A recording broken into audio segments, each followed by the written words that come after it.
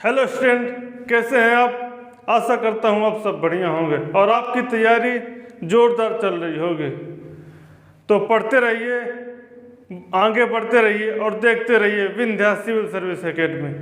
तो हम कल हिंदी के 2 टॉपिक वर्णमाला और शब्द को कवर कर लिया है। तो आज हम पढ़ने वाले हैं संज्ञा। क्या पढ़ने वाले हैं आज हम? संज्ञा। ठीक है। तो कल जब हमने शब्द पढ़ा था तो हमने देखा था कि जो शब्द का चौथा भेद होता है, शब्द का चौथा भेद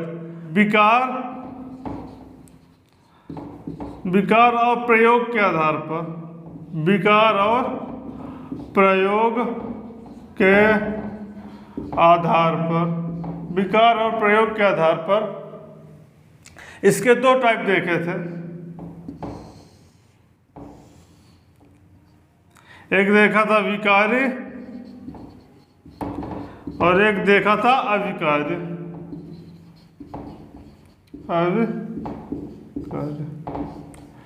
तो हम विकारी के 4 भेद देखे। विकारी के जो प्रकार थे, हमने विकारी कितने प्रकार देखे थे? 4 प्रकार। एक था संज्ञा, दूसरा था सर्वनाम, संज्ञा, सर्वनाम, तीसरा देखा था क्रिया और चौथा देखा था विशेषण।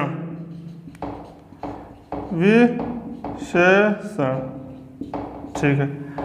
हमने विकारी कितने भेद देखे थे? 4। संज्ञा, सर्वनाम, क्रिया और विशेषण। तो आज हम पढ़ने वाले हैं संज्ञा। मतलब ये शब्द के चौथे भेद, विकार और प्रयोग के आधार पर संज्ञा जो है विकारी का ही एक प्रकार है। ठीक है। तो जो विकारी शब्द होते हैं, विकारी शब्द क्या होते हैं? ये लिंग वचन कारक के अनुसार क्या हो जाते हैं? इनका परिवर्तन हो जाता है। लेकिन अविकारी शब्द लिंग वचन कारक के अनुसार परिवर्तन नहीं होता। मान लो जैसे उदाहरण के रूप में लेते हैं लड़का। तो लड़का का स्त्रीलिंग क्या हो जाएगा? लड़की। बहुवचन क्या हो जाएगा? लड़के, लड़का, लड़की और लड़के। ठीक है। जैसे लिखता हूं मैं तुम, तुम्हारा और तुम्हारे। ठीक है। और अविकारी शब्द लिखते हैं किंतु, चाहे स्त्रीलिंग हो चाहे पुल्लिंग हो, इसमें किंतु का किंतु रहेगा। परंतु, धीरे, मतलब इनमें लिंग वचन कारक के अनुसार परिवर्तन नहीं होता है। इनमें लिंग वचन कारक के अनुसार परिवर्तन हो जाता है। तो संज्ञा किसका टाइप है? संज्ञा है विकारी शब्द का एक प्रकार है। तो आज हम पढ़ेंगे संज्ञा। तो चलिए स्टार्ट करते हैं संज्ञा। संज्ञा की परिभाषा को देखेंगे तो उनके प्रकारों को समझने की कोशिश करते हैं। तो इसकी परिभाषा है, परिभाषा लिखेंगे किसी व्यक्ति,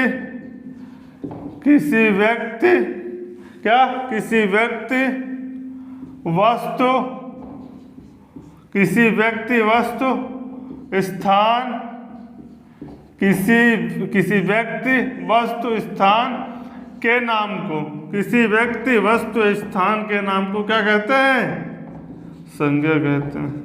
संज्ञा कहते हैं। क्या परिभाषा हो गई? किसी व्यक्ति वस्तु स्थान के नाम को क्या कहते हैं? संज्ञा कहते हैं। ठीक है। जैसे उदाहरण के रूप में लिख लेते हैं। उदाहरण के रूप में लड़का, शहर, सतना। ठीक। ये क्या हो गए? उदाहरण हो गए। तो क्या परिभाषा बनी? किसी व्यक्ति वस्तु स्थान के नाम को क्या कहते हैं? संज्ञा कहते हैं। ठीक है। अब हम देखते हैं संज्ञा के प्रकार। कितने प्रकार माने गए? मुख्यतः 3 प्रकार माने गए हैं। ठीक है। तो लिखते हैं इनमें प्रकार। ठीक है।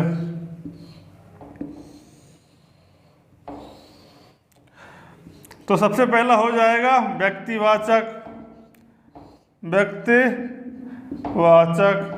दूसरा हो जाएगा जातिवाचक, जातिवाचक, व्यक्तिवाचक, जातिवाचक।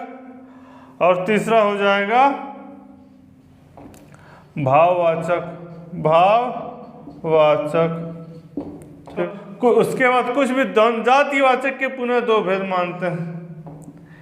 एक होता है द्रव्यवाचक, द्रव्यवाचक, और एक होता है समूहवाचक। कौन सा? समूहवाचक। तो हमने प्रकार में देखा, कितने देखा प्रकार? मुख्यतः 3 प्रकार देखे। कौन कौन से? व्यक्तिवाचक, जातिवाचक और भाववाचक। तथा कुछ विद्वान जातिवाचक के भी 2 भेद मानते हैं, एक द्रव्यवाचक और एक समूहवाचक। ठीक है। अब हम एक एक करके सभी संज्ञा के प्रकारों को अच्छी तरह से विथ एग्जाम्पल के थ्रू समझने के प्रयास करते हैं। ठीक है। तो सबसे पहले देखते हैं व्यक्तिवाचक संज्ञा। कौन सा है? व्यक्तिवाचक संज्ञा, व्यक्तिवाचक संज्ञा। तो व्यक्तिवाचक संज्ञा देखते हैं तो इसको ऐसे परिभाषित करते हैं कि वे शब्द, क्या ऐसे परिभाषित करते हैं, वे शब्द जो किसी विशेष, वे शब्द जो किसी विशेष व्यक्ति, वस्तु, स्थान, किसी विशेष व्यक्ति, वस्तु, स्थान के किसी एक का बोध कराता है। ये ध्यान रखना, किसी एक का बोध कराता है, किसी एक का बोध कराता है। क्या कहलाता है? व्यक्तिवाचक संज्ञा कहलाता है। वे शब्द जो किसी विशेष व्यक्ति, वस्तु, स्थान के किसी एक का बोध कराता है।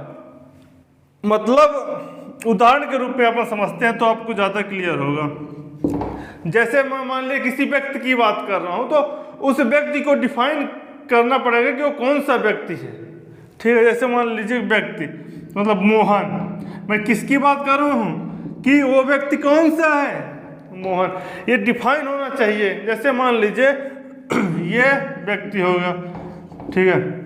जैसे मान लीजिए जैसे मैं किसी वस्तु की बात कर रहा हूं तो वस्तु को डिफाइन करना पड़ेगा कि वस्तु कौन सी है। कि मान लीजिए कि इतिहास की पुस्तक, इतिहास की पुस्तक, मतलब डिफाइन करना पड़ेगा कि वो पुस्तक कौन सी। यदि हम यदि पुस्तक की बस बात करेंगे तो आ जाएगा अपना जातिवाचक में, कि वो पुस्तक की पूरी जाति को डिफाइन करती है। ठीक है। तो इसलिए यहाँ डिफाइन करना पड़ेगा कि कौन से बुक, मतलब इतिहास की पुस्तक। ठीक है। और जैसे मान लीजिए अब आता है स्थान, तो स्थान को डिफाइन करना पड़ेगा, कौन सा शहर है या कौन सा देश है। तो स्थान में हो जाएगा। जैसे मान लीजिए इंदौर। ठीक है। इंदौर, तो स्थान में भी डिफाइन होगा कि कौन सा है इंदौर। यदि मैं लग देता ओनली लिखता शहर तो ये क्या आ जाता है? जातिवाचक संज्ञा में आ जाता। कि मतलब हम इसमें डिफाइन नहीं कर रहे हैं कि कौन से शहर की बात कर रहे हैं, कोई भी शहर हो सकते हैं। तो हम उस पूरी जाति को बताते हैं। यदि हम उसकी पूरी जाति को बता रहे हैं तो हो जाता है जातिवाचक संज्ञा। इसमें क्या है? व्यक्तिवाचक में इसमें सीधा डिफाइन करना। जैसे हम बोलते हैं दिन की बात करते हैं तो दिन मतलब कौन सा दिन? सोमवार। तो ये सब क्या हो जाएंगे? ये सब हो जाएंगे व्यक्तिवाचक संज्ञा। ठीक है। महीना मतलब कौन सा महीना? ये महीना तो अपना जाति हो गया ना, ये पूरे 12 महीनों को ना डिफाइन कर रहा है। तो हम व्यक्तिवाचक की बात करें तो कौन सा महीना, जैसे मान लीजिए अगस्त, ये क्या हो जाएगा अपना जात, मतलब ये हो जाएगा अपना व्यक्तिवाचक संज्ञा। मतलब उस चीज को डिफाइन करना पड़ेगा कि हम किसकी बात कर रहे हैं। यदि हम शहर या महीना या वस्तु की बात करेंगे तो पूरी जाति को डिफाइन करती है। तो स्पेशली क्या होता है व्यक्तिवाचक में कि उस पर्टिकुलर उस चीज को डिफाइन करता है, तो क्या हो जाता है वो व्यक्तिवाचक संज्ञा। अब हम समझते हैं दूसरा क्या है, जातिवाचक संज्ञा को। जातिवाचक संज्ञा, जातिवाचक संज्ञा। तो जातिवाचक संज्ञा को परिभाषित करते हैं तो इसमें लिखेंगे कि वे शब्द, क्या लिखेंगे, वे शब्द जो किसी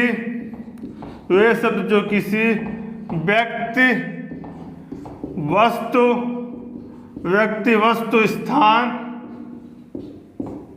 वे शब्द जो किसी व्यक्ति वस्तु स्थान के एक का बोध कराने पर, क्या एक का बोध कराने पर, एक का बोध कराने पर पूरी जाति का, एक का बोध कराने पर पूरी जाति का बोध होता है, पूरी जाति का बोध होता है। एक का बोध कराने पर क्या होता है, पूरी जाति का बोध होता है। क्या कहलाती है, जातिवाचक संज्ञा कहलाती है। जातिवाचक संज्ञा कहलाती है। तो हमने व्यक्तिवाचक में क्या देखा, व्यक्तिवाचक में हमने देखा केवल एक का ही बोध हो रहा था, मतलब डिफाइन कर रहा था कि व्यक्ति है तो व्यक्ति कौन सा है, यदि नदी है तो नदी कौन सी है, दिन है तो कौन सा दिन है, यदि पुस्तक है तो कौन सी पुस्तक है, यदि स्थान है तो कौन सा स्थान है, शहर है तो कौन सा शहर। लेकिन जाति में क्या होता है कि उस पूरी जाति को डिफाइन करता है। जैसे हम लिखते हैं शहर, उदाहरण के लिए लिखते हैं शहर, ये पूरे शहर को डिफाइन, जितने भर मतलब दुनिया भर में शहर होंगे वो पूरे शहर को डिफाइन कर रहा है। मतलब उस शहर, ये पूरा क्या कहला, पूरे शहर की जाति को डिफाइन कर रहा है कि जितने भर शहर दुनिया भर में किसके अंदर आ जाएंगे, इस शहर के अंदर आ जाएंगे। ठीक है, मान लीजिए लिख दिया मैं उससे पुस्तक, ये डिफाइन नहीं है कि कौन सी पुस्तक, ये पूरी पुस्तक की जाति बता दी, चाहे वो इतिहास की पुस्तक, चाहे भूगोल की पुस्तक हो, चाहे हिंदी की पुस्तक हो, ये तो मतलब ये पूरे जाति को डिफाइन कर रहा है। जैसे मैं लिख दिया कि दिन, ठीक है, तो हमको नहीं मालूम ना कौन सा दिन है, सोमवार है, मंगलवार है, तो मतलब ये पूरे दिन की जाति को डिफाइन करता है। इसके बाद यदि मैं लिख दिया पुस्तक, यदि मैं लिख दिया कि स्थान, यदि इसके बाद मैं लिख दिया यदि कि देश, तो अपने को नहीं पता ना कौन सा, भारत देश पूछ रहा है कि ऑस्ट्रेलिया पूछ रहा है कि साउथ अफ्रीका, कौन सी देश की बात कर रहा है, तो देश की पूरी जाति को डिफाइन करता है, इसलिए इसको क्या बोलते हैं, जातिवाचक संज्ञा। तो हम एक का बोध न होने पर क्या होता है, उसके पूरी जाति का बोध होता है, वो क्या कहलाती है, जातिवाचक संज्ञा कहलाती है। ठीक है, तो हमने समझ लिया व्यक्तिवाचक संज्ञा और उसके बाद समझा जातिवाचक संज्ञा। ठीक है, अब देखते हैं कि अब तीसरा समझने की कोशिश करते हैं, भाववाचक संज्ञा। कौन से, भाववाचक संज्ञा। तो इसको परिभाषित करेंगे कि वे शब्द जो किसी विशेष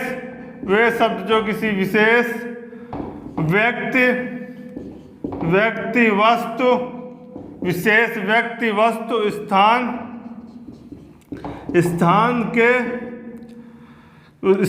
के भाव गुण दशा वे शब्द जो किसी विशेष व्यक्ति वस्तु स्थान के भाव गुण दशा भाव गुण दशा का बोध कराते हैं, का बोध कराते हैं। क्या कहलाते हैं? बोध कराते हैं। क्या कहलाते हैं? भाववाचक संज्ञा कहलाते हैं। उदाहरण के रूप में जैसे लिख लिया, क्या हो गया? जैसे प्यास, ये क्या हो गई? अपनी भाववाचक संज्ञा। लिखा घबराहट, घबराहट। इसके बाद लिखा कि प्रेम, तो फिर लिखा घृणा, प्रेम, घृणा, घबराहट। कौन सा लिख लिया? आस, ठीक है। छठवां लिखावट।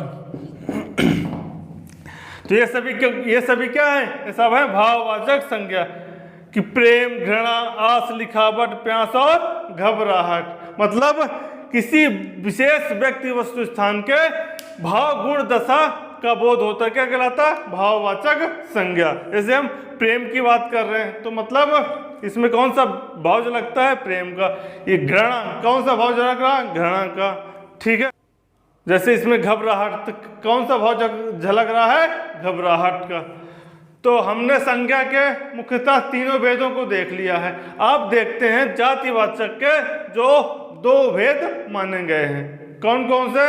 एक होता है अपना द्रव्यवाचक, दूसरा होता है समूहवाचक। तो चलिए क्या देखते हैं? द्रव्यवाचक संज्ञा देखते हैं। द्रव्यवाचक संज्ञा, ठीक है। तो देखते हैं, तो इसको परिभाषित कर सकते हैं जैसे वे शब्द जो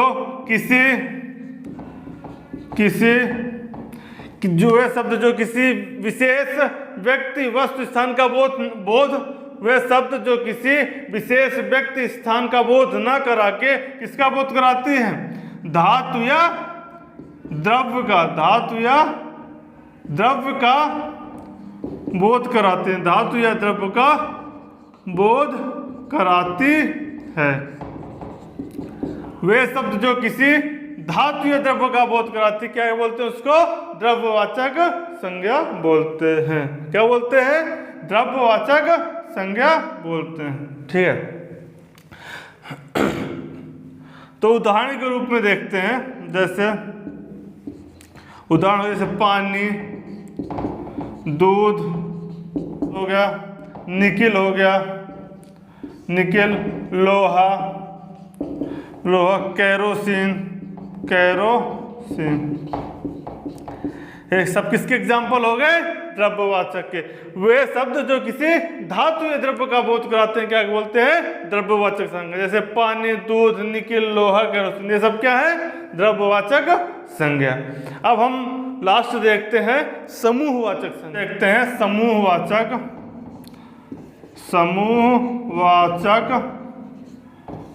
संज्ञा। तो इसको परिभाषित करते हैं कि वे शब्द क्या? वे शब्द जो किसी व्यक्ति वस्तु वे शब्द जो किसी व्यक्ति वस्तु स्थान के समूह का बोध कराते हैं। किसका? के समूह का बोध कराते हैं। किसका बोध कराते हैं? पूरे समूह का बोध कराते हैं। क्या कहलाते हैं? समूहवाचक संज्ञा कहलाते हैं। वे शब्द जो किसी व्यक्ति वस्तु स्थान के इसका बोध करा रहे हैं, समूह का। जैसे आर्मी तो एक लोग की तो हो नहीं सकती, मतलब पूरी सेना मिला के, मतलब उससे पूरे समूह को बता रहा। क्या बता रहा? आर्मी में, ठीक है। आर्मी, इसके बाद होगा इसके बाद कक्षा, पुलिस होगा, कक्षा, समिति और संस्था, ठीक है। तो मतलब ये किसको बता रहा है, ये पूरे समूह को बता रहा है, पुलिस पूरे समूह को बता रहा है, कक्षा पूरे कक्षा जितने हमारे स्टूडेंट है उसको बता रहा है, ठीक है। समिति में जितने लोग शामिल हैं मतलब पूरे समूह को बता रहा है। देख लिया समूहवाचक संज्ञा। तो हमने आज संज्ञा को पढ़ा, तो आशा करते हैं आप सबको समझ में आया होगा। तो कल पढ़ने वाले हैं इसका संज्ञा के आगे पढ़ेंगे सर्वनाम। सब्सक्राइब कीजिएगा, लाइक कीजिएगा और अपने दोस्तों को में ज़्यादा से ज़्यादा शेयर कीजिएगा। धन्यवाद।